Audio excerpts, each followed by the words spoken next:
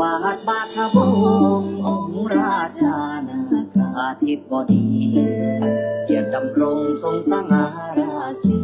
พระบารมีสีเฮืองมองสายปราบปรานสรญานจอมไทยฟูงหาทั้งหลายน้อมใจกายวาจีพักดีเสียสองคงใจฟังละเสื่อมเลื่อนไว้กลางเก้าเกษีลำเลือปัตภีรุ่งเรืองฤทธิ์ที่บารมีกำจร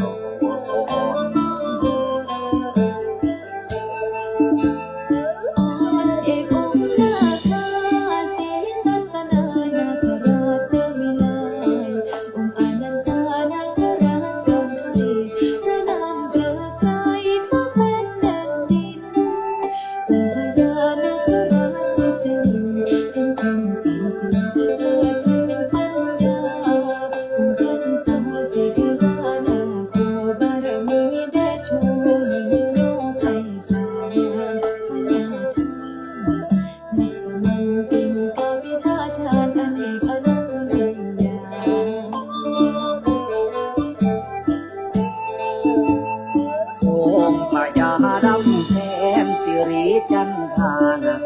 คาผู้ชมทรงทำนำเครื่องปัญญาปราดเครื่องรุ่งเรืองประทานสีสุโธจงนโคสัญญาณเป็นแผ่ไพศาลทั่วด้วยพันอาณาจิตพัทรานาคานาจินตนาชมโสพินเฝ้าทวินในทางสุดลำสุด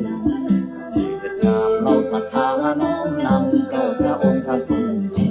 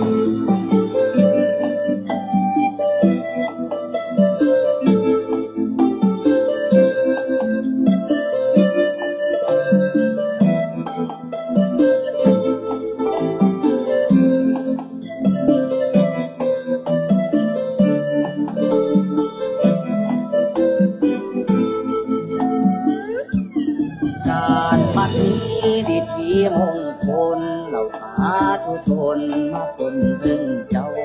เอากายวาจาจิตตั้ง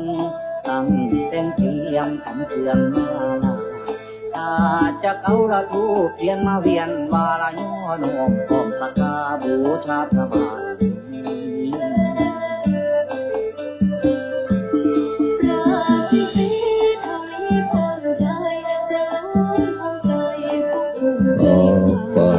นอบน้อมในพระรัตนตรัย อันมีคุณพระพุทธคุณพระธรรมคุณพระสงฆ์ขอถวายความอาลัยในหลวงพ่อเจ้าประคุณสมเด็จพระพุทธชินวงศ์องค์อดีตเจ้าวาดวัดพิชัยญาณขอโอกาสและถวายความเคารพในพระมหาเถรานุเถระเพื่อนกัลยาณมิตรเพื่อนกัลยาณธรรมทุกรูปทุกท่านขอความสุขความสวัสดีจงบังเกิดมีแก่โยญาติโยมญาติธรรมลูกหลานมนต์มหาจักรพรรดิทุกท่านทุกคนที่ได้มาสวดมนต์ทุกค่ำคืนก่อนนอนค่ำคืนนี้นับคืนก็คืนที่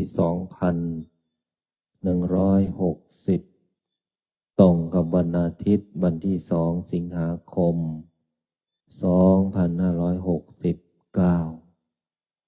ในค่ำคืน1 ทุ่มกับบรรยากาศที่เงียบสงบบรรยากาศที่มีเสียงเขียดเสียงกบเสียงจิ้งหรีดบรรยากาศที่กลางทุ่งนาบรรยากาศที่แวดล้อมโอบอ้อมด้วยภูเขานานาพันธุ์บรรยากาศที่เป็นธรรมชาติเยือกเย็นเข้าไปอยู่ในจิตใจเป็นความรู้สึกที่สงบเป็นความรู้สึกที่มีพลังเบื้องหน้ามีหลวงปู่ดูพรหมปัญโย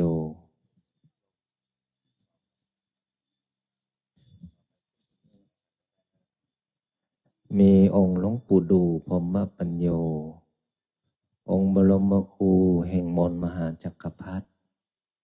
ที่พวกเราท่านทั้งหลายได้สวดมนต์กันทุกค่ำคืนวัดป่าพุทธชินวงศารามได้สร้างรูปลักษณ์ของหลวงปู่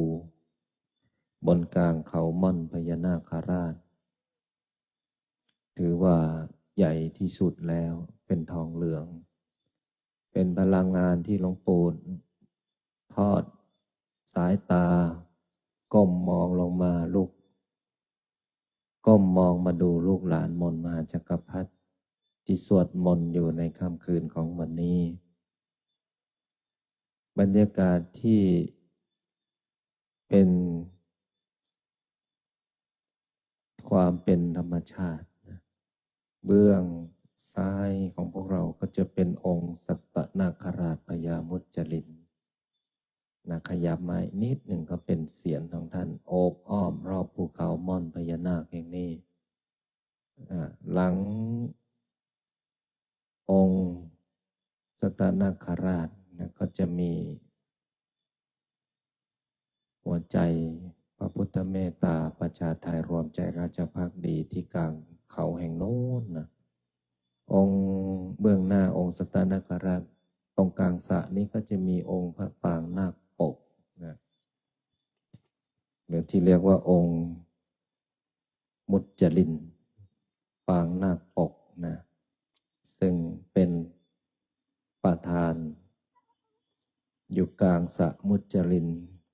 เป็นพระพุทธรูปปางนาคปกทรงจักรพรรดิเบื้องหลังของพระอาจารย์ก็จะเป็นองค์พญานาคที่ถวายกายรับใช้พระพุทธศาสนามีนามว่าอะไรสามเณรพญาธุมสิกีนาคราชพญานาคที่ถวายตนรับใช้งานพระพุทธเจ้าเพราะนั้นพลังงานรอบอาณาเขตบริเวณอย่างนี้เต็มไปด้วยพลังงานมนต์มหาจักรพรรดิเน้นสัมผัสได้ไหมนึกว่าสัมผัสเสียงเขียดอย่างเดียวนะต้องไปถามหลวงพี่เบสนะถ้าพลังงานใช่ไหมไปฝึกกับหลวงพี่นะอาณาเขตตรงนี้อยู่กลางสระก็เริ่มจะเต็มแล้วโยมก็กลัวว่าป่าพระอาจารย์ที่เลี้ยงไว้จะกระโดดออกจากสระไปอยู่กลางทุ่งนาแล้วบัดนี้เมื่อกี้ก็ให้ช่างเดินรอบว่ามีน้ำตรงไหนที่เป็นช่องระบายถ้าน้ำท่วมตรงนี้ปลาก็น่าจะออกหมดสระแล้วไม่เน้นก็ไปต้องนอนกันทั้งคืนถ้าปลาออกจากสระก็ ไล่จับปลาเข้าสระเหมือนเดิม สุดท้ายปลาก็ออกอีกเพราะว่าน้ำมันเต็มสระจะทำไงดี เน้นฮะอะไรนะ เนนก็มีหัวคิดนี่หาที่ระบายน้ำอ่ะอืมนะดังนั้นปลาสระนี่เยอะมากปลาบึกใหญ่กว่าสามเณรนี่ปลาช่อนอเมซอนน่าจะยาวกว่าสามเณรนี่เนนสูงเท่าไหร่อ่ะ130อเมซอน180โอ้โหฟาดเนนทีเดียวสลบคาที่ ใช่ไหมเออมีหลากหลายนาสายพันธุ์นะแล้วก็มีปลาจระเม็ดด้วยปลาอลิเกเตอร์ด้วยเนาะอ๋อเฉพาะปลาจระเม็ดสามเณรขุนเงินคิดว่าอ้วนแล้วอุ้มปลาจระเม็ดไม่ขึ้นนะใช่ไหมลูกอันนั้นพวกเราช่วยกันดูแลนะ วันนี้ก็ขอนำบุญมาฝากให้ญาติโยมนะซึ่งวันนี้เป็นการปิดโครงการบรรพชาอุปสมบทสมณเณรบทพระเฉลิมพระเกียรติถวายเป็นพระราชกุศลแด่พระบาทสมเด็จพระวชิรเกล้าเจ้าอยู่หัวและสมเด็จพระนางเจ้าพระบรมราชินีปิดโครงการวันนี้ครบ15 วันก็สึกไปบางส่วนก็เกือบหมดแต่ก็เหลือบางส่วนที่ยังไม่สึกเหลือกี่รูปหลวงพี่เหลือ6 รูปอันนั้นเหลือเข้าวัด6 รูปบวช102 รูปก็ยังดีที่ยังเหลือไว้เป็นหัวเชื้อใช่ไหมเนี่ยบวช100 กว่ารูปเหลือ6 รูป6 รูปก็ไม่รู้บวชกี่วันแต่ก็อนุญาตให้อยู่ต่อแต่ก็มี2 รูปที่อธิษฐานเข้าพรรษาหลวงพ่อเฉลิมชาติมาไหมกำลังมานะอยู่มีความสุขก็อยู่ต่ออยู่แล้วมีความทุกข์ก็รีบออกเพราะว่ามันเกิดผลดีต่อชีวิตใช่ไหมเน้นนี่มีความสุขไหมแล้วถ้ามีความทุกข์จะออกไหมฮะไม่ออกเพราะอะไรทำไมไม่ออกฮะอ๋อปักหลักชีวิตฝากไว้ที่วัดม่อนพูดดีนี่เน้นฮะปักหลักชีวิตฝากชีวิตไว้กับวัดม่อนจะเจอความสุขและความทุกข์ก็ไม่หวั่นไหวเหมือนหินศิลาแรงที่ปักลงดินไม่ใช่ปักลงขี้โคลนใช่ไหมถ้าปักลงขี้โคลนเน้นก็หวั่นไหวแล้วแต่ถ้าปักลงเนี่ยกลางเขานี่ไม่หวั่นไหวหรอกเพราะเขามันมีแต่ดินและมีแต่หินใช่ไหมอันนั้นสมณเณรวัดม่อนเนี่ยเจออุปสรรคก็ไม่ย่อท้อไม่ท้อถอยนะนั้นก็เหลือเข้าวัด6 รูปวัดป่าพุทธชินวงศ์ก็มีโครงการปฏิบัติธรรม3 เดือนนะโยมนะโยมเหมียวมาปฏิบัติได้นะลูกมาปฏิบัตินะจะมาเป็นจิตอาสาหรือจะมาเป็นแม่ชีในอนาคตก็ได้ วันนี้ก็บวชจิตกับอาจารย์วัชระไปก่อนเรามีปฏิบัติธรรม3 เดือนนะทุกอาทิตย์เลยโยมวันศุกร์เสาร์อาทิตย์ ก็เชิญชวนพวกเรามาทำความดีกันในพรรษานี้ นะก็ลองดูนะเพราะทุกครั้งเนี่ยจะเปิดเฉพาะวันสำคัญทางพระพุทธศาสนาแต่ไม่เคยเปิด3 เดือนเลยปีนี้ลองดูไม่ลองไม่รู้ไม่ทำไม่เห็นถ้าทำแล้วก็เห็นถึงอุปสรรคปัญหาและความสำเร็จนะ ใครจะมาปฏิบัติธรรมก็ฟรีนะตอนนี้ก็มีคนมานอนสวดมนต์กินนอนสวดมนต์แต่ยังไม่มีข้าวให้กินโยมถามว่าพระอาจารย์จะไปกินข้าวที่ไหนขนาดสามเณรยังไม่มีข้าวเช้าเลยนอกจากกิจกรรมใช่ไหมเนรอัตเหียโตโนนาโถตนแลเป็นที่พึ่งแห่งตนมากๆคนละกับกระปุกใช่ไหมตอนนี้มีข้าวเหนียวหมูปิ้งใช่ไหมลูกอันนั้นโยมก็ ไม่รู้ว่าใครมาสวดมนต์เป็นแม่ครัวบ้างทำอาหารเป็นไหมถ้าเป็นหลวงพี่เบสก็จะสนับสนุนเครื่องครัวให้ นะเพราะว่ามีญาติโยมมานอนสวดมนต์แต่ว่าเราก็ไม่พร้อมเรื่องอาหาร เพราะแม่ครัวมี3 คน เจอโครงการไป15 วันนะเข้าโรงพยาบาลเลยนะเออดังนั้นก็คนที่มากินนอนสวดมนต์นี่ก็แต่เฮียโตโนนาโถนะเปิดวัดให้สวดมนต์เปิดโรงทานเฉพาะเสาร์อาทิตย์ จะทำอาหารให้กินทุกวันเดี๋ยวโยมก็คงจะไหลมาเป็น1,000 คนนะทีนี้พอมาแล้วมีอาหารให้กินใช่ไหมหลวงพี่ เนาะขนาดพวกเรายังหากินเองเลยนะตอนเช้าเนี่ยนะตอนนั้นโยมมาขอหลวงพ่อไว้ว่าทำไงจะมีอาหารให้กินว่างั้นไปไม่เป็นเลยนะสร้างวัดต้องหาข้าวให้กินเอง นะก็อนาคตก็คงจะมีเพราะหลวงพี่เบสท่านมองการไกลนะก็คงค่อยๆเป็นค่อยไปพวกเราก็ช่วยกันนะเพราะเรามีวัสดุเยอะมีมาม่ามีปลากระป๋องมีข้าวสารมีอะไรเยอะแยะเลยถ้าเราจะไปทำกันเองเดี๋ยวพระอาจารย์ก็อาจจะหาโซนให้เนาะตอนนี้ข้าทราบว่าน่าจะมีหลายคนแล้วมีแม่ชีอีกเยอะเลยนะน่าจะประมาณกี่คนแล้วอาจารย์วัชระชีพงผมเนี่ยเดือนนี้จะมาบวชอีก4-5-6 คนนะโยมเนี่ยก็คงเต็มวัดละนะก็ประกาศแบบนี้โยมได้ยินโยมก็มาสิแต่ให้รู้ว่ามาแล้วก็ตอนนี้ข้าวหาทานเองก่อนไม่มีปัญหาเลยกินนอนสวดมนต์ก็คือกินที่วัดยังไม่ทำให้กิน นะชัดเจนนะโยมนะแต่โยมที่อยู่ทางด้านบนเขาก็ทานได้แต่ขยะก็ต้องเก็บลงเดี๋ยวจะให้โยมเก็บขยะลงจากเขาด้วยแม่ชีกบมาหรือยังมาช้าต้องมาก่อนพระด้วยแม่ชีวันหลังนะเพราะเป็นแม่ชีแล้ว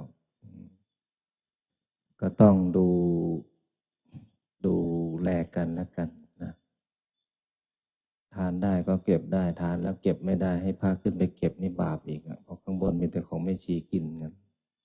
ต่อไปแม่ชีกบก็ต้องแบกขยะลงมาแบกไม่ได้ก็ให้อยู่อย่างนั้นนะก็ต้องช่วยกันนะเพราะว่าเราปริมาณประชากรเยอะนะหลวงพ่อเฉลิมมายังตอนนี้เราได้หลวงพ่อเฉลิมมาเดี๋ยวหลวงพ่อเฉลิมก็สมัยก่อนถ้ามีอาชีพขนข้าวขึ้นให้โยมทานนะตอนนี้ท่านเป็นพระแล้วก็ไม่รู้ว่าจะหาใครขนขึ้นต้องยังขนได้อยู่หลวงพ่อเฉลิมนี่อยู่ที่ไหนหายที่นั่นนะเพราะว่าท่านเป็นคนที่ไม่เครียด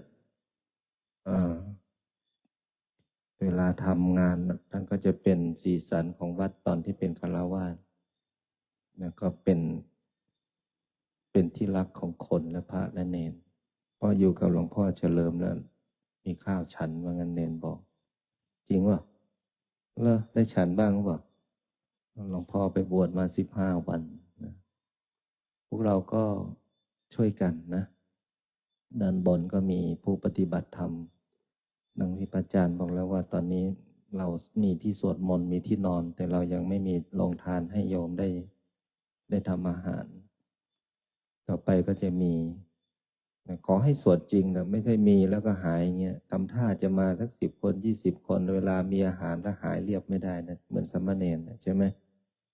ตอนนั้นบอกว่าไม่มีข้าวเช้าฉันว่างั้นไปโรงเรียนหิวโหวยไปขอเงินโยมอาจารย์ใช่ไหมบอกว่าไม่ได้ฉันข้าวปรากฏว่าทางวัดจัดข้าวเหนียวหมูปิ้งตอนนี้ใครตื่นสายตื่นตี 5ได้ฉันตื่น6 โมงไม่ได้ฉันใช่ไหมกำลังต้องตื่นให้เช้าตื่นเช้าได้ฉันตื่นสายเป็นไงก็เหลือแต่ไม้เสียบหมูปิ้งใช่ไหมเนน อย่างเนนคุณเพชรนี่เขารู้ว่ามีข้าวเขาตื่นรอแต่ตีสี่ครึ่งนะ แต่3 วันที่ผ่านมาคุณเพชรกับคุณตองไปเดินธุดงค์ไปเดินจาริกธรรมญาตราสลบไปครึ่งวันมานี่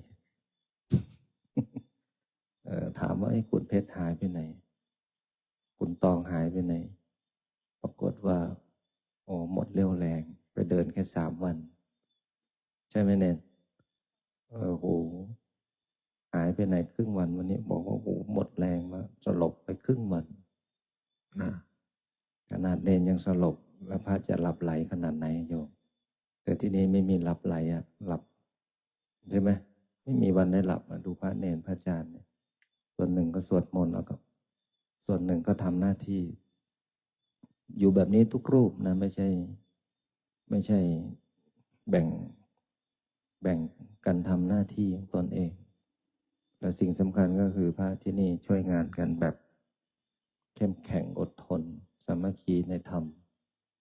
ต่อไปมีญาติโยมเข้ามาช่วยยังไม่ชีมากันหลายคนเนี่ย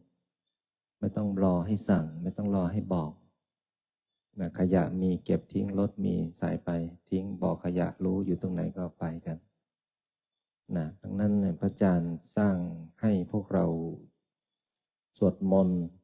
สร้างให้พวกเรามีสถานที่บำเพ็ญบุญแค่ขยะพวกเราก็ไม่มีความสามารถเอาไปทิ้งแล้วเราจะทำยังไงได้กับชีวิตที่มีอยู่ดังนั้นอาหารทุกเช้านะต่อไปจะมีมากปริชากรมากขึ้นก็ไม่ชีกบก็ดูใครชอบทำอาหารนะเราก็ทำกินกันเองวัดธรรมเมืองน่านมีจับชายกับไข่พะโล้แล้วก็เอาเหมือนหลวงตาเลยใครหนีจากวัดธรรมเมืองน่านมาอยู่วัดม่อนเจอเหมือนเดิม จับชายกับไข่พะโล้ นะ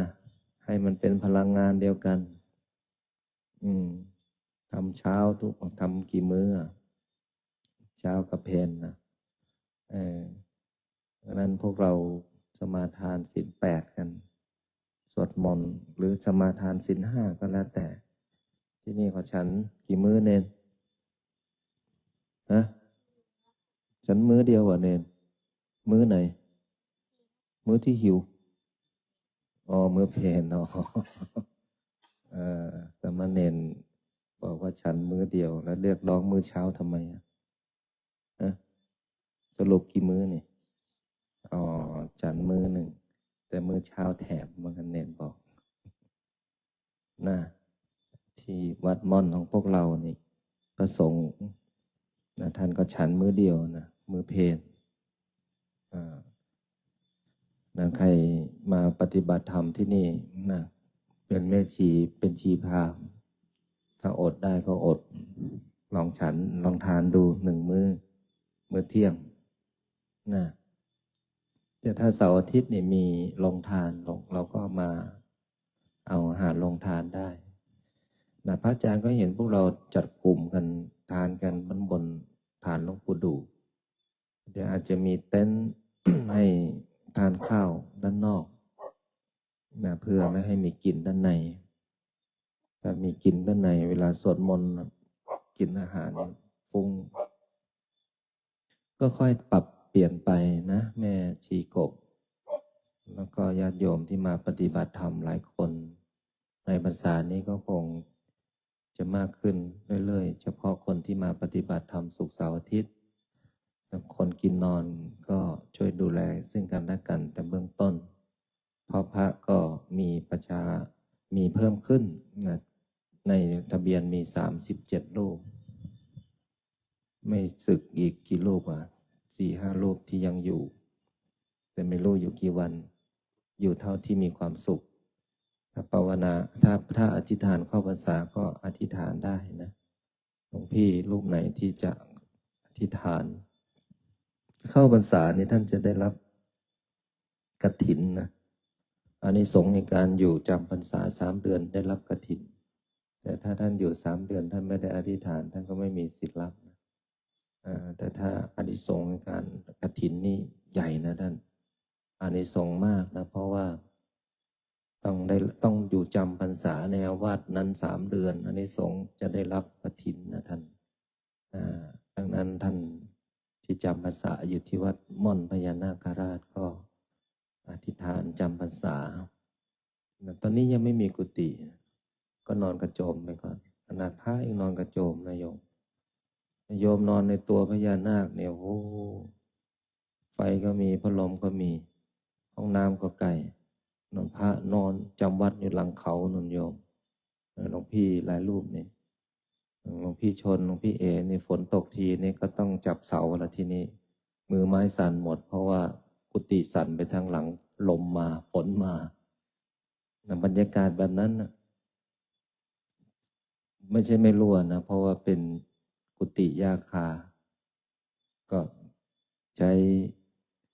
ไวนิลป้ายไวนิลนะไปคุมหลังคากันนะเห็นไหมเพราะฉะนั้นหลวงพ่อที่บำเพ็ญตบะเนี่ยท่านจะได้ความเพียรท่านจะได้ความอดทนท่านจะได้บุญบารมี และท่านจะเป็นที่รักของเทวดา เมื่อท่านสวดมนต์ปฏิบัติธรรมสถานที่ตรงนั้นก็สว่างนะสมัยก่อนโอ้น่ากลัวโยมแม้กระทั่งบ่อนนี้ก็จะสว่างอย่างนี้ได้ไม่ใช่ธรรมดานะสมัยก่อนเขาไม่เอาบุญจะคิดว่าผีเอาแต่บุญนะใช่ไหมหลวงพี่หนุ่มนั้นหลวงพ่อหลวงพี่ที่บำเพ็ญอยู่หลังเขาที่นอนจำวัดอยู่ในกฎเนี่ยก็ขออนุโมทนาที่ท่านมีความเพียรนะถ้าท่านอยู่1 พรรษาเดี๋ยวกุฏิเขาจะลอยมาเองอะ นะส่วนกุฏิ13 หลังก็ตอนนี้อยู่กลางทุ่งนาแต่ก่อนอยู่กลางทุ่งนาตอนนี้อยู่กลางน้ำลงมาทีหนึ่งก็เหยียบโคลนอยู่ครึ่งขานั่นนะกุฏิหลังอื่นไม่เท่าไหร่กุฏิหลวงพี่เบสนี่ดิ ก็เห็นสัจธรรมนะลงมาทีหนึ่งถ้าเนี่ยตอนนี้ต้องใส่รองเท้าบูทนะโยมพระเข้ากุฏิเนี่ยไม่ชีนี่โชคดีนะไม่ต้องใส่รองเท้าบูทเพราะว่าเป็นอะไรเป็นพื้นที่ดีหมดแล้วไปดูกุฏิหลวงพี่เนี่ยจะเข้ากุฏิที่โอ้ต้องถอดรองเท้าตัวเองไว้อีกฝั่งหนึ่งแล้วก็ใส่รองเท้าบูทขึ้นห้องคิดดูสิมันก็ให้เห็นถึงความลำบากก่อนกว่าพระอาจารย์จะมาจุดนี้ได้พระอาจารย์ก็ตักน้ำในสระอาบเหมือนกันห้องน้ำก็ตักสระในสระนี่แหละเข้าห้องน้ำฝนตกก็เปียกเหมือนกันแต่ว่ามันเปลี่ยนสภาพไวด้วยกำลังบุญนะโยมมาใหม่โยมไม่เห็นหรอกสภาพนั้นๆเพราะพระอาจารย์เนี่ยเปลี่ยนไวนะนั้นหลวงพี่หลวงพ่อที่ท่านอยู่เนี่ยท่านอยู่ด้วยใจโยมท่านไม่ได้อยู่ด้วยความสะดวกสบายถ้าไม่มีใจเนี่ยมันไม่มีความสุขถึงจะมีกุฏิเสนาสนะดียังไงแต่ถ้าใจมันไม่อยากอยู่แล้วมันไม่อยู่แล้วไม่มีความสุขหรอกอันนี้เล่าให้โยมอยู่ทั้งบ้านฟังแล้วก็เล่าให้แม่ชีที่มาสวดมนต์ที่วัดม่อนฟังนะท่านต้องช่วยกันเก็บขยะรักษาวัดห้อง1 ห้องน้ำถึงแม้ว่าทุกจุดจะมีเจ้าหน้าที่พระอาจารย์มีเจ้าที่หมดแต่ถ้าพวกเราช่วยกันเนี่ยลานอุโบสถพระอาจารย์ก็จะไม่มีหญ้าทักเส้นนะพระประธานพระอาจารย์จะไม่มีฝุ่นเลยแหละพื้นอุโบสถนี่โหสามเณรขึ้นไปนี่ลื่นเลยแหละเพราะว่าแม่ชีช่วยกันเช็ดพื้นใช่ไหมเนนโหตรงหินอธิษฐานพระอาจารย์นี่ไม่มีเศษขยะเลยแหละเพราะแม่ชีที่บำเพ็ญบุญอยู่ข้างบนจะช่วยกันกวาดทำทุกช่วงเวลาที่พักสวดมนต์ถ้าพักสวดมนต์บำเพ็ญบุญในการบำเพ็ญทำความสะอาดเนี่ยท่านจะมีจิตที่สว่างส่วนการสวดมนต์ทั้งกายและจิตสว่างนะในพรรษา3 เดือนใครบำเพ็ญอยู่ก็จัดเลยนะโยมนะพรุ่งนี้พระประธานเช็ดได้หมดทุกองค์อุโบสถไม่ห่วงเพราะไม่มีประตูปิดเปิดทุกบานนะเปิดทุกบาน และไม่หวงด้วยว่าโยมจะเช็ดจะกวาดไม่หวง ไม่ใช่ว่าเอ้ยอย่าไปกวาดอย่าไปเช็ดปล่อยต้องการความขลังไม่ใช่ นะโยมจัดเลยนะอย่างเช่นฐานหลวงปู่ดูเนี่ยฝนตกปั๊บขึ้นไปเลยเดี๋ยวน้ำค้างไหลลงข้างล่างอีกนะช่วยกันกวาดช่วยกันเช็ดห้องน้ำใช้เช็ดใช้เขาก็เก็บเช็ดกวาดถูมันสะอาดนะโยมพระอาจารย์ชอบความสะอาดมาอันดับหนึ่งเพราะเมื่อสะอาดเนี่ยเทวดาเขาชอบไม่ต้องเทวดาหรอกคนนั่นแหละคนชอบแต่ตัวเราต้องฝึกตัวเราก่อนไม่ต้องให้ใครมาบอกมาสั่งในพระอาจารย์พูดเพื่อให้โยมที่อยู่ทางบ้านว่าจะมาดีหรือไม่มาดีถ้ามาแล้วต้องทำถ้ามาแล้วไม่ทำก็ไม่เป็นไรนะก็ไม่เป็นไรแต่อาจจะรู้สึกว่าให้เขาทำแต่เราไม่ทำสุดท้ายแล้วต้องทำเหมือนกันทุกคนต้องทำเหมือนกันไม่มีใครใหญ่ไม่มีใครเล็กไม่มีใครเป็นผู้นำและไม่มีใครเป็นผู้ตามที่นี่ไม่มีใครใหญ่นะถ้าใครใหญ่มหาชันเนี่ยนะนั้นมาเลยทั้งพระทั้งเนรทั้งโยมมา นะเพราะนั้นไม่มีใครใหญ่ฉันก็ไม่เคยไม่ใหญ่พอทำอย่างเดียวนั้นพระสงฆ์องค์สามเณรที่นี่เนี่ยช่วยกันทั้งญาติโยมนั่นก็ขอให้พวกเรารักวัดมันฉันรักวัดที่สร้างขึ้นมาด้วยกำลังบุญของญาติโยมกำลังทรัพย์ของญาติโยมแล้ววัดจะอยู่คงทนไป5,000 ปีนั่นนะโยมแต่พวกเราไม่นานหรอกอย่างสามเณรเนี่ยนี่หัวแตกโดยไม่รู้สึกตัวเนี่ยถ้าลงไอทีขอหักมรณภาพเลยเนี่ยเห็นไหมล่ะจะคิดว่าอายุไม่มากตายได้เหมือนกันนะเนรใช่ไหมลูกประมาทในชีวิตไม่ได้นะเล่นได้แต่เล่นแบบคึกขนองไม่ได้เดี๋ยวเจ็บตัวเข้าใจไหมลูกเข้าใจไหมนโมนั้นวันนี้ก็ให้พวกเราได้สวดมนต์กลางสระมุจลินขอกำลังบารมีของหลวงปู่ดูสิ่งศักดิ์สิทธิ์ณสถานลานธรรมกลางสระมุจลินแห่งนี้ในวันเข้าพรรษาในช่วงเทศกาลเข้าพรรษาพวกเราจะสวดทุกจุดโยมไม่รู้ไปจุดไหนเป็นจุดไหนบ้าง3 เดือนเนี่ยนะก็ติดตามแล้วกันนะทั้งผู้ปฏิบัติธรรมเพื่อเป็นกำลังให้สถานที่หรืออาจจะสวดจุดนี้หลายๆวันก็แล้วแต่ว่าจะไปจุดไหนโยมก็ตามดูแล้วกันนะพุทธังชีวิตังเมปุเชมิธัมมังชีวิตังเมปุเชมิสังฆังชีปุเชมิพุทธังวันธามิธัมมังวันธามิสังฆังวันธามิโอปัจจาอาจาริยคุณังวันธามิมาตาปิตุคุณังวันธามิปันไตสิกขาคุณังวันธามินะโมตัสสะภะคะวะโตสัมมาสัมพุทธัสสะนะโมตัสสะภะคะวะโตอะระหะโตสัมมาสัมพุทธัสสะนะโมตัสสะสัมมาสัมพุทธัสสะพุทธังสรณังคัจฉามิ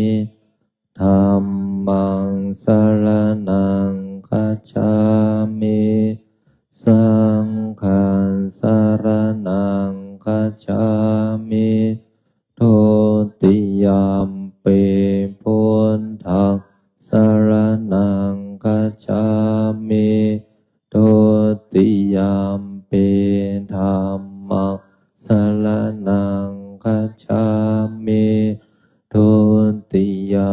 ปิ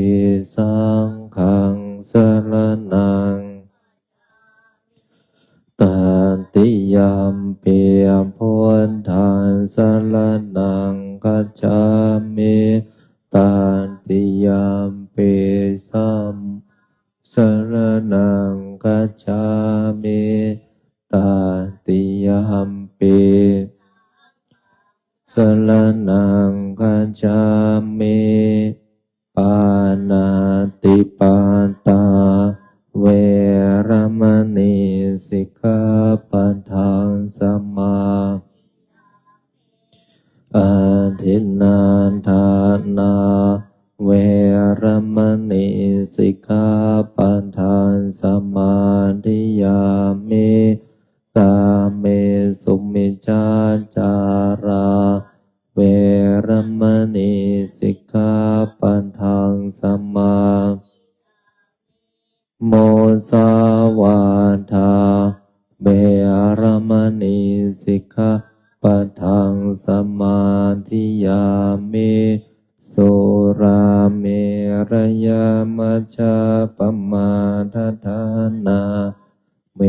รมณีสิกขาปัฏฐานอิมานิปัญจสิกขาปัฏฐานิสมาธิยามิอิมานิปัญจสิกขาปัฏฐานิสมาธิยามิอิมานิปัญจทิยามิสิเรนะสุขติงยันติสิเรนะโภคสัมปทาสิเรนะนิพุตติงยันติวิโสทะเยนะโมตัสสะภะคะวะโตอะระหะโตสัมพุทธัสสะนะโมตัสสะภะคะวะโตสัมพุทธัสสะนะโมตัสสะภะคะวะโตสัมพุทธัสสะพุทธังอาราธนานังกะโลมิธัมมังอาราธนานังกะโรมิสังฆังอาราธนานังกะโลมินะโมโพธิสัตว์โตอาคันติมายาอิติภะคะวานะโมโพธิสัตว์โตอิติภะคะวานะโมโพธิสัตว์โตติมายาอิติภะคะวานะโมโพธิสัตว์โตพรหมปัญโยนะโมโพธิสัตว์โตพรหมปัญโยนะโมโพธิสัตว์โตพรหมปัญโยโยโทโสโมหันจิตเตนะพุทธสมิงปาปะกะโตมายากรรมธรรมเมการตังโทสังวินาสันโตโยโทโสโมหันจิตเตนะธรรมสมิงปาปะกะโตมายากรรมธรรมเมการตังโทมินาสันโตโยโทโสโมหันจิตเตนะกัสสมิงปาปะกะโตมายากรรมธรรมเมการตังโทสังมินาสันโตนะโมตัสสะภะคะวะโตอะระหะโตสัมมานะโมตัสสะสัมมาสัมพุทธัสสะนะโมตัสสะภะคะวะโตอะระหะโตสัมมาสัมพุทธัสสะ นะโมพุทธายะพระพุทธไตรรัตนญาณมณีโนภาลันสิสหัสสะสุธรรมาพุทโธธรรมโมสังโฆยะถาพุทโมนะพุทธบูชาธรรมบูชาสังฆบูชาอาคิทานังวารังคันทังสิวารินจมหาเทลังอาหังวันทามิทุระโตอาหังวันทามิธาตุโยอาหังวันทามิสัพพะโตพุทธานธรรมสังฆปุญเชมินะโมพุทธายะพระพุทธไตรรัตนญาณมณีโนภารัตสิสหัสสะสุธรรมาพุทโธธรรมโมสังโฆยะถาพุทโมนะพุทธบูชาธรรมบูชาสังฆบูชาอาคิทานังวารังคันทังสิวารีจมหาเทลังอาหังวันทามิทุระโตอาหังวันทามิธาตุโยอาหังวันทามิสัพพะโตพุทธานธรรมสังฆปุญเชมินะโมพุทธายะพระพุทธไตรรัตนญาณมณีโนภาลันสิสหัสสะสุธรรมาพุทโธธรรมโมสังโฆยะถาพุทโมนะพุทธบูชาธรรมบูชาสังฆบูชาอาคิทานังวารังคันทังสิวาริจมหาเทลังอาหังวันทามิทุระโตอาหังวันทามิธาตุโยอาหังวันทามิสัพพะโสพุทธานธรรมสังฆปุญเชมินะโมพุทธายะพระพุทธไตรรัตนญาณมณีโนภารัตสิสหัสสะสุธรรมาพุทโธธรรมโมสังโฆยะถาพุทโมนะพุทธบูชาธรรมบูชาสังฆบูชาอาคิทานังวารังคันทังสิวาริจมหาเทลังอาหังวันทามิทุระโตอาหังวันทามิธาตุโยอาหังวันทามิสัพพะโตพุทธานธรรมสังฆปุญเชมินะโมพุทธายะพระพุทธไตรรัตนญาณมณีโนภาลันสิสหัสสะสุธรรมาพุทโธธรรมโมสังโฆยะถาพุทโมนะพุทธบูชาธรรมบูชาสังฆบูชาอาคิทานังวารังคันทังสิวาริจมหาเทลังอาหังวันทามิทุระโตอาหังวันทามิธาตุโยอาหังวันทามิสัพพะโสพุทธานธรรมสังฆปุญเชมินะโมพุทธายะ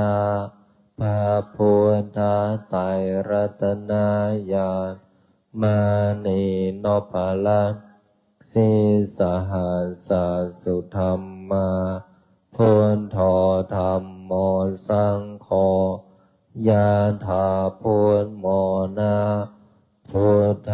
บูชาธัมมบูชาสังฆบูชา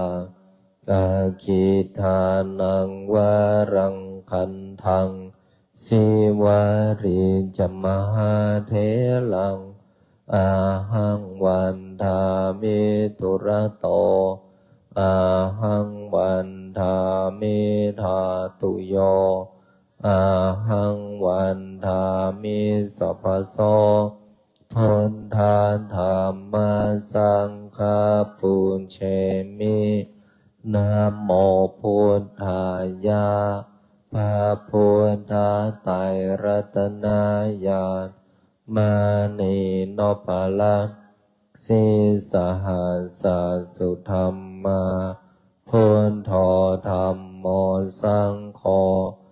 ยะถาพุทโมนะพุทธบูชาธัมมบูชาสังฆบูชากาคิทานังวรังคันทัง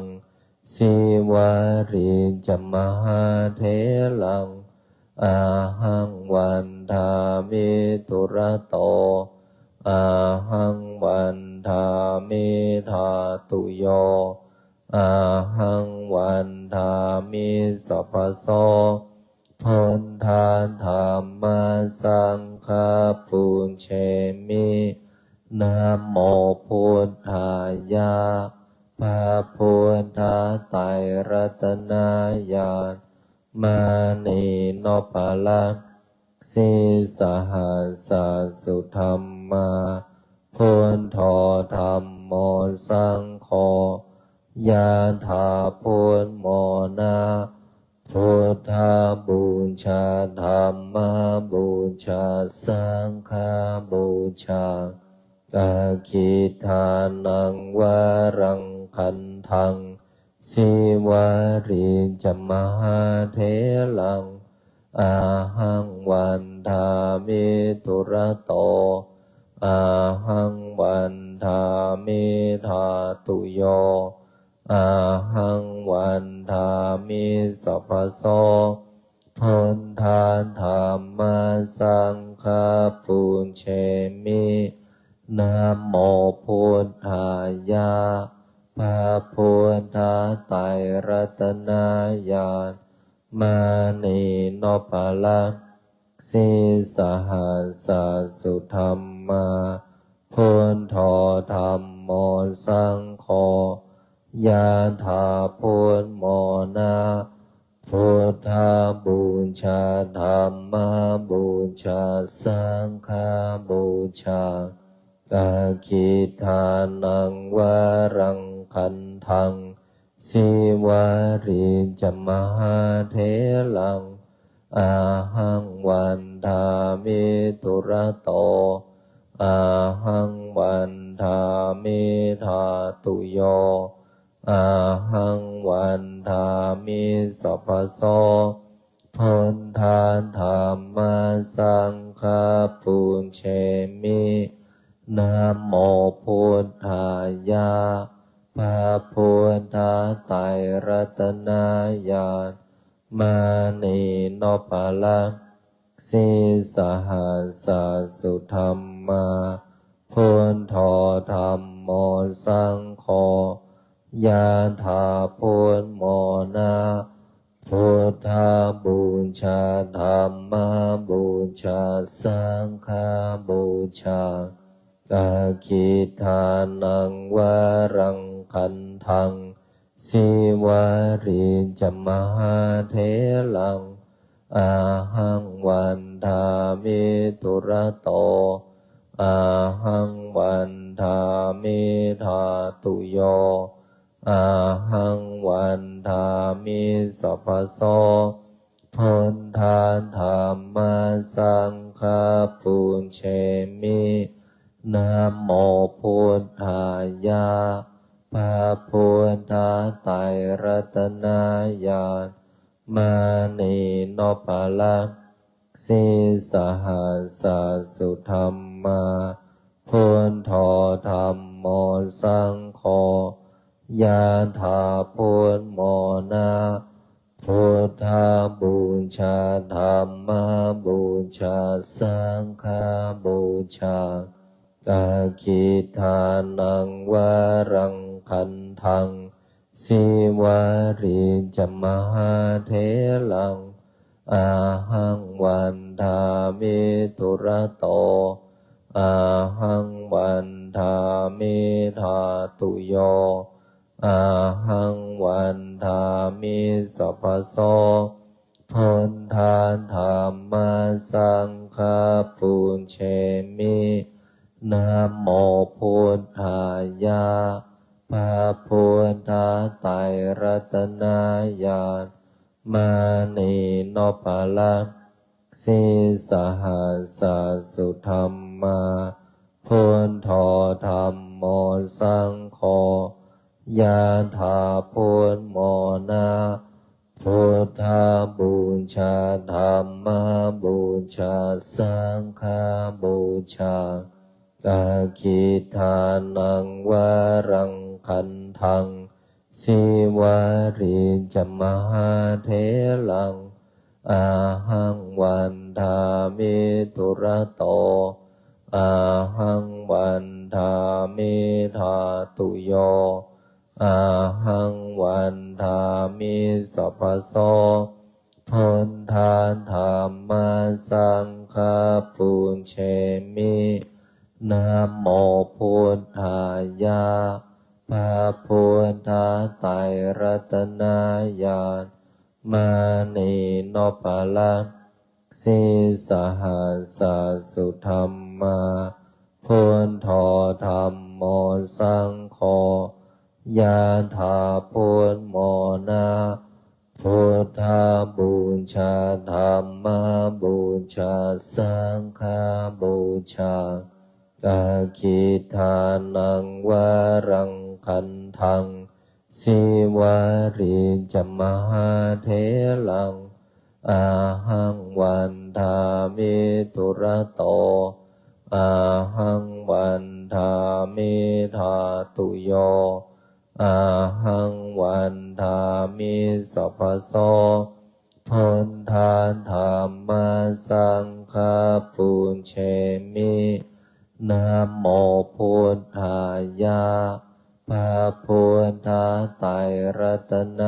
ญาณมานีโนภาลังสีสหัสสุธรรมาพุทโธธัมโมสังโฆยะถาพุทโมนะพุทธบูชาธัมมบูชาสังฆบูชากาคิทานังวารังคันทังสิวาริจมหาเถลังอาหังวันทามิทุระโตอาหังวันทามิธาตุโยอาหังวันทามิสัพพโสพุทธาธัมมาสังฆาปุญเชมินะโมพุทธายะพระพุทธไตรรัตนญาณมานีโนภาลังสีสหัสสุธรรมาพุทโธธัมโมสังโฆยะถาพุทโมนะพุทธบูชาธัมมบูชาสังฆบูชากาคิทานังวารังคันทังสิวาริจมหาเถลังอาหังวันทามิทุระโตอาหังวันทามิธาตุโยอาหังวันทามิสัพพโสพุทธาธัมมาสังฆาปุญเชมินะโมพุทธายะพระพุทธไตรรัตนญาณมานีโนภาลัง สีสหัสสุธรรมาพุทโธธัมโมสังโฆยะถาพุทโมนะพุทธบูชาธัมมบูชาสังฆบูชากาคิทานังวารังคันทังสิวาริจมหาเถลังอาหังวันทามิตุระโตอาหังวันทามิธาตุโยอาหังวันทามิสัพพโสพุทธาธัมมาสังฆาปุญเชมินะโมพุทธายะพระพุทธไตรรัตนญาณมานีโนภาลังสีสหัสสุธรรมาพุทโธธัมโมสังโฆยะถาพุทโมนะพุทธบูชาธัมมบูชาสังฆบูชากาคิทานังวารังคันทังสิวาริจมหาเถลังอาหังวันทามิตุระโตอาหังวันทามิธาตุโยอาหังวันทามิสัพพโสพุทธาธัมมาสังฆาปุญเชมินะโมพุทธายะ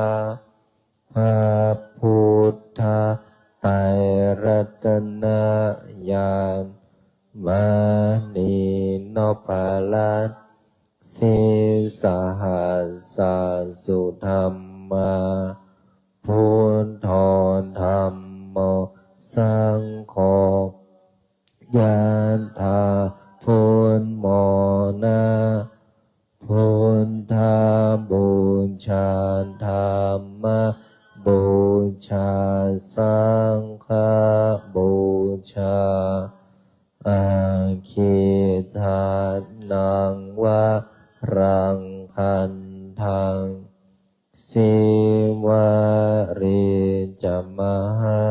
เถลังอาหังวันทามิตุระโตอาหังวันทามิธาตุโยอาหังวันทามิ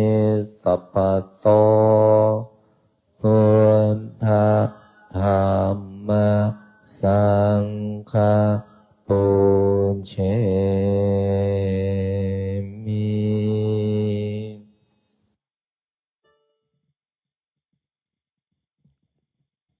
เข้าสู่การทำสมาธิปรับเปลี่ยนนิยบทท่านั่งตั้งตัวให้ตรงดำรงคงสติอยู่ที่ลมหายใจหายใจเข้าลึกๆหายใจออกยาวๆมีสติที่ลมหายใจไม่ปล่อยความรู้สึกไปตามความนึกคิดหายใจเข้าพุทหายใจออกโทมีสติอยู่กับลมหายใจตัดความกังวลกวายตัดความวุ่นวายใจตัดความวิตกกังวลสิ่งใดทำให้คุณคิดสิ่งใดที่ทำให้คุณมัวสิ่งใดที่ทำให้เศร้าหมองสิ่งใดที่ทำให้หดหู่สิ่งใดที่ทำให้เบื่อหน่ายก็เพราะว่าจิตของเรานั้นไม่มีกำลังการสวดมนต์คือการเพิ่มกำลังการทำสมาธิคือการล้างอารมณ์เมื่อเรามีกำลังจิตที่ฝึกดีแล้วนะก็จะนำจิตที่มีกำลังขจัดสิ่งที่ไม่ดีจิตที่เราสวดมนต์ทุกวันทุกคืนเป็นจิตที่มีกำลังแต่ถ้ายังสวดมนต์อยู่แล้วก็ยังจิตล่องลอยจิตล่องลอยจิตก็ มีสติละทีนี้มันก็ทำให้เราคุ้นคิดไปต่างๆนานามันในช่วงเข้าพรรษานี้ถ้าพวกเราตั้งใจ3 เดือนสวดมนต์ปฏิบัติธรรมเพราะเรามีระยะขอบเขตเวลาบางช่วงวันบางเวลามันรู้สึกไม่มีระยะเวลาขอบเขตของการตั้งใจการสวดมนต์อาจารย์เคยทำอยู่ครั้งหนึ่งในพรรษานำพาญาติโยมสวดมนต์ทุกวันไม่ขาดแต่ก็มีญาติโยมที่ทำได้นะไม่ขาดเลย3 เดือนนะก็ถือว่าท่านเป็นผู้มีสัจจะอธิษฐานคนที่มีสัจจะอธิษฐานเนี่ยเวลาพูดอะไรจะสำเร็จเวลาบอกอะไรก็จะสำเร็จเวลาพูดกับใครใครก็เชื่อนะก็เพราะว่าบุคคลนั้นมีสัจจะแม้กระทั่งตัวเราเองก็ชอบคนที่มีสัจจะถ้าเราพูดคุยกับใครแล้วบุคคลนั้นไม่รักษาคำพูดเราก็รู้สึกไม่ชอบไม่อยากพูดด้วยไม่อยากพบด้วยเพราะคนที่ไม่รักษาคำพูดนี่ไม่มีความจริงใจแต่คนที่รักษาความพูดเพราะเขาทำด้วยใจบุคคลนั้นสัมผัสได้แม้กระทั่งตัวเราก็สัมผัสได้ดังนั้นพวกเราท่านทั้งหลายสวดมนต์ก็ต้องรักษาสัจจะด้วยพูดในสิ่งที่ควรพูดพูดไม่ทำให้คนอื่นเสียหายพูดไม่เอาดีเข้าตัวเอาชั่วให้คนอื่นไม่เอาดังนั้นพวกเราเนี่ยลูกศิษย์หลวงพ่อหลวงปู่หลวงตาเนี่ยใช้ปากสวดมนต์ใช้จิตภาวนาอาจารย์สอนลูกศิษย์แบบนี้ใครไม่ทำเราทำใครไม่รู้เรารู้ใครไม่เห็นเราเห็นใครไม่ได้เราได้เมื่อเราเข้าใจแบบนี้เนี่ยเราก็ไม่ทิ้งในการสวดมนต์เราทำทุกวันทุกวันทุกวัน3 เดือนขยายเป็น4 เดือนขยายเป็น5 เดือน6 เดือน7 เดือน8 เดือน9 เดือน10 เดือน11 เดือน1 ปีในรอบ1 ปีเนี่ยพวกเราที่สวดมนต์กับพระอาจารย์บันทึกบนทุกวันนะเพราะพระอาจารย์กับพระสงฆ์เนรตลอดถึงผู้ที่มีความเกี่ยวเนื่องเกี่ยวข้องนะไม่ลดละเลิกจากการสวดมนต์ยิ่งเราอายุมากนี่เราต้องการความสงบยิ่งเราอายุมากเราต้องการความที่เป็นความสบายใจยิ่งเราอายุมากเราไม่ต้องการไปแข่งขันแล้วก็ไม่อยากอยู่กับความวุ่นวายอยากสงบ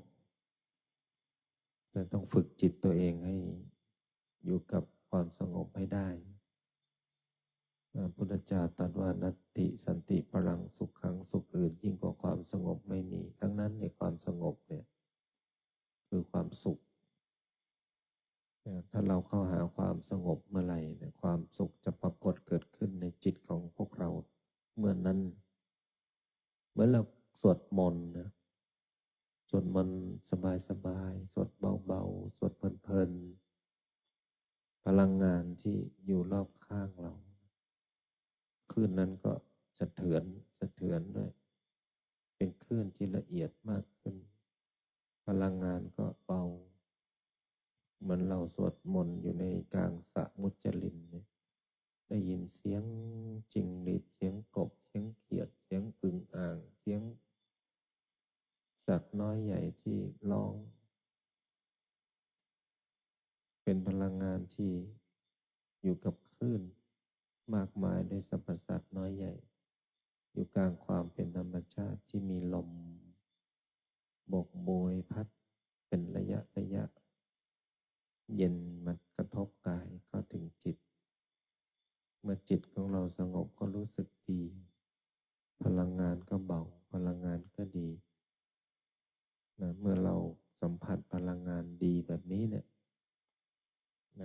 ถือว่าเป็น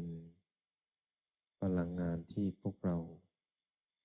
ได้สร้างขึ้นมาด้วยกำลังจิตที่สวดมนต์แผ่ออกไปเย็นสบายเบาสงบนิ่งดังนั้นการวันเวลาในแต่ละช่วงเวลาในพรรษานี้ถือว่าเป็นช่วงเวลาสำคัญเพราะว่าพระสงฆ์องค์เนนในแต่ละอารามท่านประพฤติปฏิบัติท่านสวดมนต์ท่านอยู่ในศีลธรรมท่านบำเพ็ญบุญเช่นกับพวกเราเหมือนกันนะพวกเราก็บำเพ็ญบุญ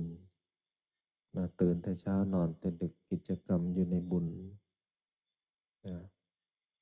ดังนั้นก็ขอให้พวกเราญาติโยมลูกหลานมนต์มาจักรพรรดิที่สวดมนต์กับพระอาจารย์นะในพรรษาลองตั้งสัจจะอธิษฐานดู3 เดือนไม่ขาดจากการสวดมนต์ทำเลยถ้าทำได้ออกพรรษา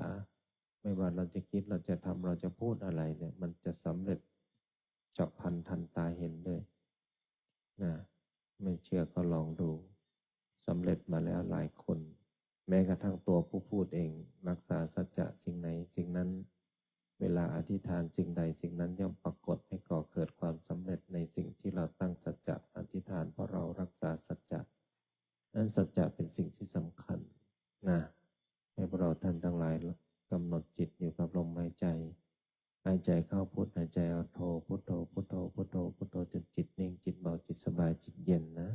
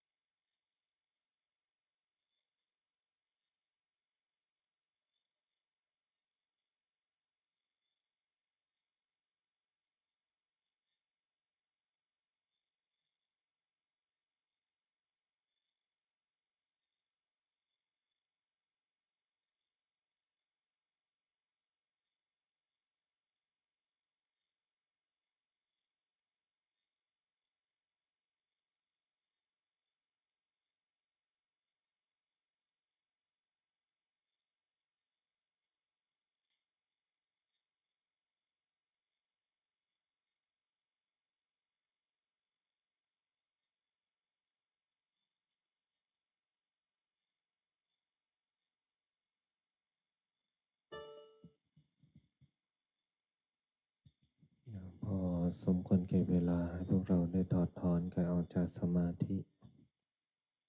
ดังใจแผ่เมตตากดน้ำหมดปิกชีวิตดังนะโมพร้อมกัน3 จบนะนะโมตัสสะภะคะวะโตอะระหะโตสัมมาสัมพุทธัสสะนะโมตัสสะภะคะวะโตอะระหะโตสัมมาสัมพุทธัสสะนะโมตัสสะภะคะวะโตอะระหะโตสัมมาพุทธังสรณังคัจฉามิพระพุทธเจ้าเป็นที่พึ่งเป็นสรณะของข้าพเจ้าธัมมังสรณังคัจฉามิพระธรรมเป็นที่พึ่งเป็นสรณะของข้าพเจ้าสังฆังสรณังคัจฉามิพระสงฆ์เป็นที่พึ่งเป็นสรณะของข้าพเจ้าสิทธัตโธอะสโมโลเกพระพุทธเจ้าอันมีพระนามว่าสิทธัตถะพระพุทธเจ้าไม่มีผู้อื่นผู้ใดเสมอเปรียบในโลกนะโมโพธิสัตว์โตอาคันติมายะอิติภควาสิริวิชโยนะโมพุทธายะเยมินากตปุญเยนะด้วยอำนาจบุญกุศลที่เกิดจากการให้ทานรักษาศีลปฏิบัติธรรมสวดมนต์บทมหาจักรพรรดิทำสมาธิแผ่เมตตาวัดน้ำบทพลิกชีวิตในค่ำคืนนี้ขอน้อมถวายเป็นพุทธบูชาธรรมบูชาสังฆบูชาและขอน้อมถวายแด่ครูบาอาจารย์อันมีหลวงปู่ทวดสมเด็จพระพุทธาจารย์โตพรหมรังสีครูบาเจ้าศรีวิชัยนักบุญแห่งล้านนาหลวงปู่ดูเจ้าของมนต์มหาจักรพรรดิหลวงพ่อเกษมหลวงพ่อคูณหลวงพ่อเจ้าประคุณสมเด็จพระพุทธชินวงศ์สมศักดิ์อุปสมามหาเถระองค์อดีตเจ้าวาดวัดพิชัยญาณทุกโรมและหลวงตามมาเป็นที่สุดและขออุทิศน้อมถวายเป็นพระราชกุศลแด่ดวงทิพวิญญาณของอดีตบุรพมหากษัตริย์ไทยทุกพระองค์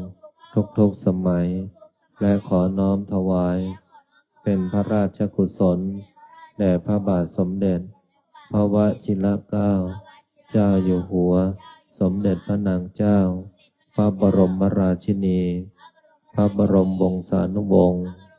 ทุกพระองค์และขออุทิศน้อมถวายเป็นพระราชกุศลแด่สมเด็จพระนางเจ้าสิริกิติ์พระบรมราชินีนาถพระบรมราชชนนีพันปีหลวงและอุทิศ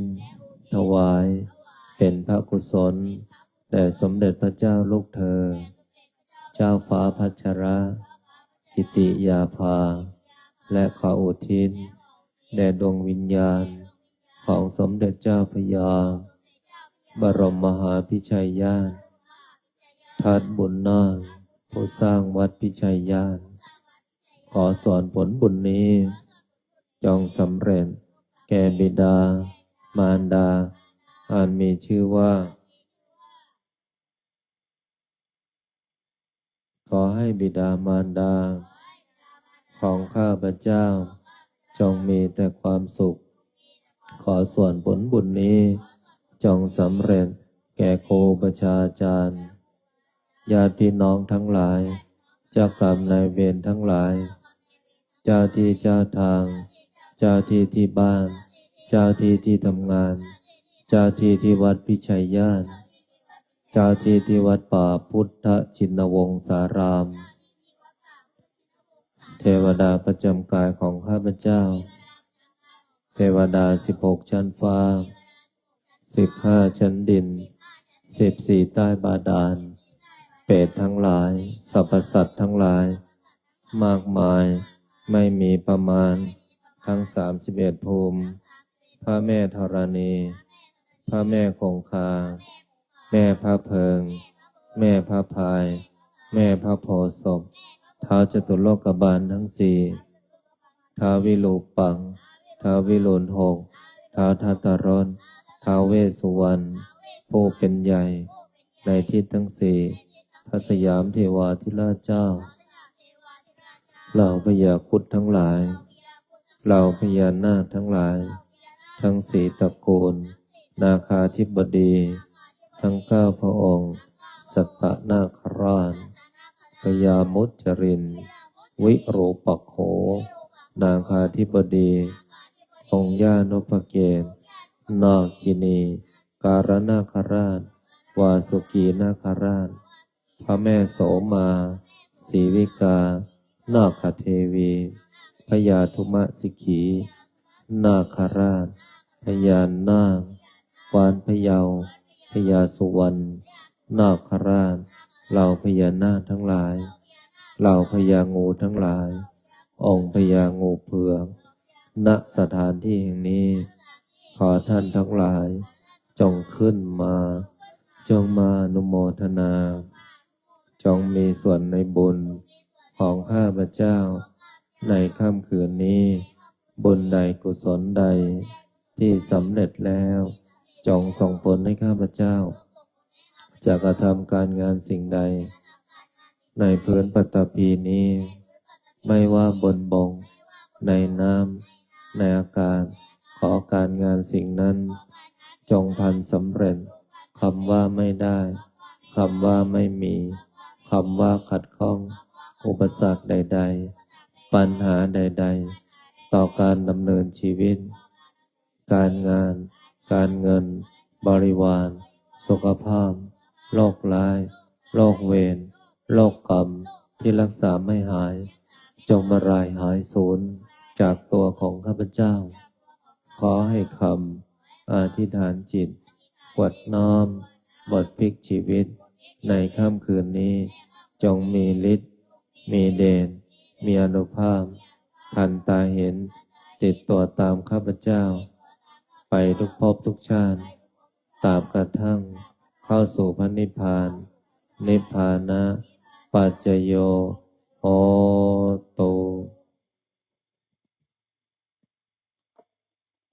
ยิมินาบุญญกรรมเมนาอุปัชฌายโคโนตระอาจาริโยปการังกายตากาสุริโยจันติมาราชาคุณวันตังมาราชาอินทาจาโลกปาราชาเทวตายโมมิตามนุนปเวริกาปิจจสัมเพสัตปาโสกิโหนโตบุญญาณิปกตานิเมสุขังจังเกบัมปะเปทะโวมาตังอิมินาบุญญกรรมเมนะอิมินาเจวตานุปาทานาเชดานังเยสันตาเนยินาธัมมายาวะนิพพานะโตมามานาสันโตชะโตภะเวภะเวโอชุจิตตาสติปัญญาสันเลโควิริยัมอินามาราระพันโตวิริเยสุเมพุทธาธิปวารโรนาโถธัมโมนาโถปัญเจกพุทโธมะมันเตโสตมานุภาเวนะมาโรตุมาสัมเพพุทธาสัพเพธัมมาสัพเพสังเจกานันจะยังพลังอรหันตานันจะเตพันธามิสัมปัสโสสัมเพพุทธาสัพเพธัมมาสัพเพ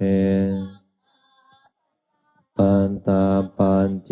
กานันจะยังพลังอรหันตานันอราคัมภา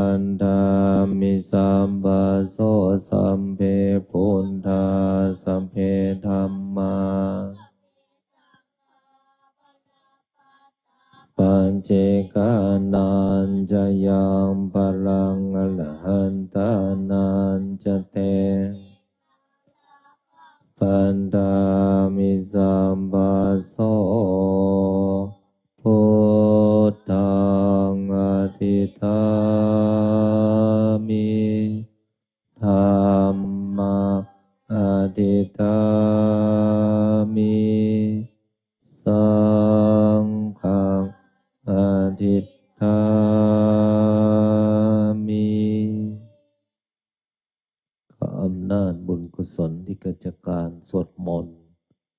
บทมหาจักรพรรดิธรรมสมาธิแผ่เมตตากวดน้ำบทพลิกชีวิตในค่ำคืนของวันนี้บุญใดกุศลใดที่สำเร็จแล้วจงประสิทธิประทานพรให้ลูกหลานมนต์มหาจักรพรรดิทุกคนทุกท่าน จงมีแต่ความสุขความเจริญนึกคิดทำปรารถนาสิ่งใดขอให้สิ่งนั้นพันสำเร็จสมความปรารถนาทุกประการอีกทั้งขอให้ทุกคนอย่าอดอย่าอยากอย่ายากอย่าจนให้มั่งมีร่ำรวยเงินทองมีสุขภาพร่างกายที่แข็งแรงมีอายุขัยที่ยืนยาวถึง100 ปีทุกท่านทุกคนเถิด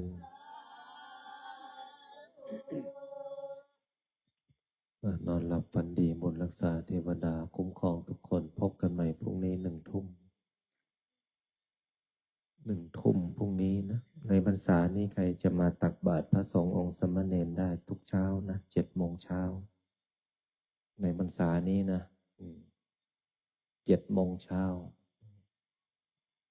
ตั้งใจกราบลาพระรัตนตรัยอะระหังสัมมาสัมพุทโธภคะวาพุทธังภคะวันตังอภิวาเทมิสวากขาโตภคะวตาธัมโมสุปฏิปันโนภะคะวะโตสาวกสังโฆสังฆังนามามิ